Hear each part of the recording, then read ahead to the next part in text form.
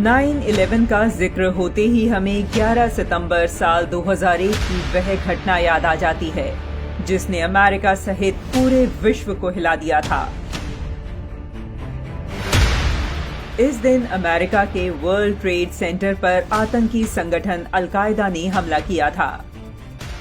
लेकिन इस घटना से लगभग 108 साल पहले 11 सितंबर 1893 को स्वामी विवेकानंद जी ने अमेरिका के शिकागो में आयोजित धर्म संसद में व्याख्यान दिया था, जिसमें विवेकानंद जी ने पूरब के चिंतन के बारे में पश्चिम को बताया था।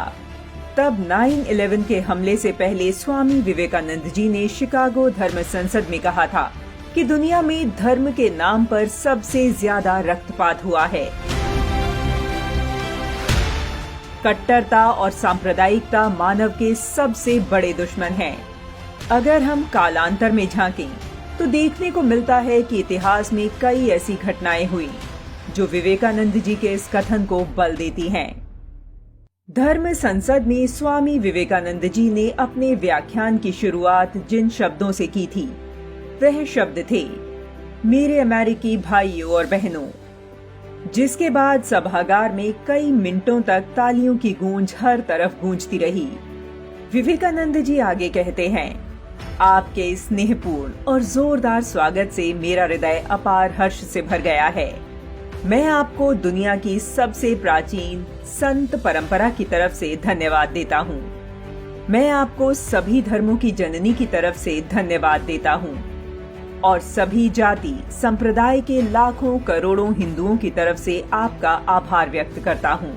मेरा धन्यवाद कुछ उन वक्ताओं को भी जिन्होंने इस मंच से यह कहा कि दुनिया में सहनशीलता का विचार सुदूर पूरब के देशों से फैला है। मुझे गर्व है कि मैं एक ऐसे धर्म से हूँ जिसने दुनिया को सहनशीलता और सार्वभौमिक स्वीकृति का पाठ पढ़ाया है। हम सिर्फ सार्वभौमिक सहनशीलता में ही विश्वास नहीं रखते, बल्कि हम विश्व के सभी धर्मों को सत्य के रूप में स्वीकार भी करते हैं। मुझे गर्व है कि मैं एक ऐसे देश से हूँ जिसने इस धरती के सभी देशों और धर्मों के परेशान और सताए गए लोगों को शरण दी है। रुचिनाम वैचित्र्याः जुकुटिल नाना पथजुषाम नृणामेको गम्यस्त्वमसि पैसा मर्णवेव। विवेकानंद जी कहते हैं कि जैसे विभिन्न नदियां अलग अलग स्रोतों से निकलकर समुद्र में मिल जाती हैं, ठीक उसी प्रकार से अलग अलग रुचि के अनुसार विभिन्न टेढ़े मेढ़े अथवा सीधे रास्ते से जाने वाले लोग अंत में भगवान में ही आकर मिल जाते हैं। यह सभा, जो अभी तक की सर्वश्रेष्ठ पवित्र सम्मेलनों में से एक है, स्वतः ही गीता के इस अद्भुत उपदेश का प्रतिपादन और जगत के प्रति उसकी घोषणा करती है। भारत के संदर्भ में यह कहना अनुचित नहीं होगा कि जहां आदि शंकराचार्य ने संपूर्ण भारतवर्ष को सांस्कृतिक एकता के मजबूत सूत्र में पिरोया, वहीं स्वामी विवेकानंद ने आधुनिक भारत को उसके गौरव का बोध कराया। उन्होंने भारत से साक्षात्कार कराकर उसे आत्मविस्मृति के गर्त से बाहर निकाला।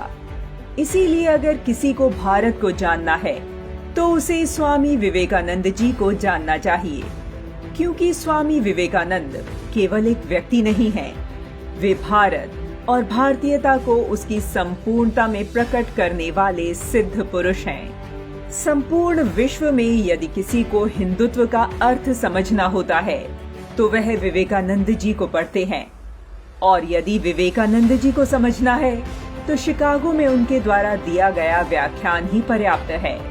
उन्होंने वहां हिंदू धर्म और भारतवर्ष का विजय ध्वज फहराया और संपूर्ण विश्व को हमारी परंपरा, हमारे जीवन मूल्यों और व्यवहार्य सिद्धांतों के पीछे की वैज्ञानिकता और अनुभव सिद्धता से परिचित कराया।